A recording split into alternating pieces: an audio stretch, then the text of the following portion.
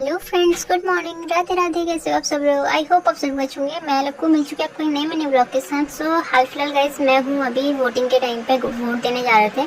पापा के साथ मैं वोट देने जा ही रही थी और साथ में मैंने देखा कि स्कूल में जहाँ हमको वोट देने जाना था वहाँ पे बहुत ज़्यादा भीड़ थी।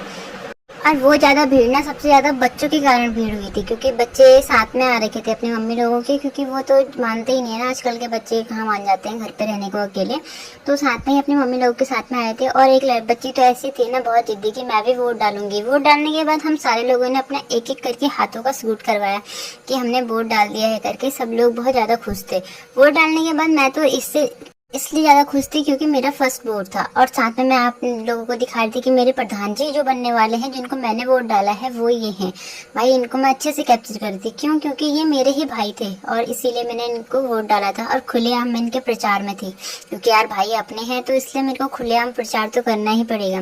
तो पहले दिन तो यही था वोटिंग के दिन, क्योंकि मेरी ड्यूटी थी एजेंट ड्यूटी, इसलिए मैंने ज़्यादा व्लॉग नहीं बनाया। नेक्स्ट डे मैं जाती हूँ अपने स्कूल।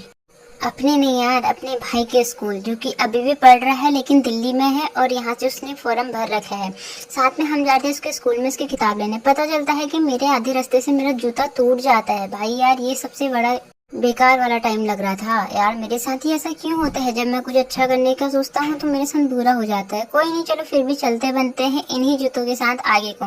पर यार ये फटा हुआ जूता तो बहुत ही गंदा लग रहा था, लेकिन मैं फिर भी कंटिन्यू करती हूँ अपने रास्ते को और निकलते बनती हूँ स्कूल पे। स्कूल के नीचे पहुँच के हमको एक आम का पेड़ मिलता है, और यहाँ पर मेरा भाई लेकर आता है पत्थर और लै तड़म करके मारते रहता है पत्थर से पेड़ पे, और तोड़ने का सोचता है आमों को। और साथ में भाभी भी भाई कम थोड़ी थी, मैं भी तोड़ूंगी। और इन लोगों को देख के मैं भी, नहीं भाई मैं भी, चलो।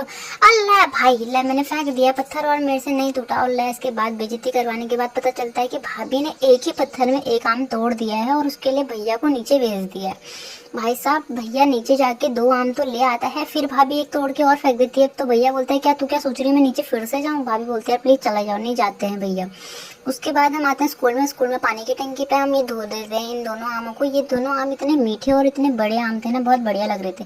उसके बाद इन आमों के साथ साथ हमारी नजर पड़ती है स्कूल के पेड़ के नींबू पे। भाई स्कूल टाइम मैं बहुत शरारती था। मेरे को नींबू का पेड़ देख के मैं सोच रहा था चलो यहाँ से भी तोड़ लेते, पर कच्चे नींबू यार नहीं तोड़े हमने। हम आगे ऊपर स्कूल में आने के बाद हम बच्चों के साथ थोड़ा देर उनकी क्लास में बैठे। फिर मेरा साइंस सब्जेक्ट ना 8th तक का बहुत फेवरेट था, तो हम सिक्स क्लास में बैठे थे या 8th में बैठे थे, मुझे याद नहीं है। पर मेरा फेवरेट सब्जेक्ट साइंस है, इसलिए मैंने साइंस की ही बुक्स खोली। उसके बाद आम खाने के बाद और बच्चों को बाय बाय करने के बाद मैं आ जाती हूँ घर को। और मार्केट में मैं देखती हूँ यहाँ पे नथ का कलेक्शन, देखो अलग अलग कलेक्शन देखती हूँ, पहाड़ी नथ और ज्वेलरीज का। मैं घर को आ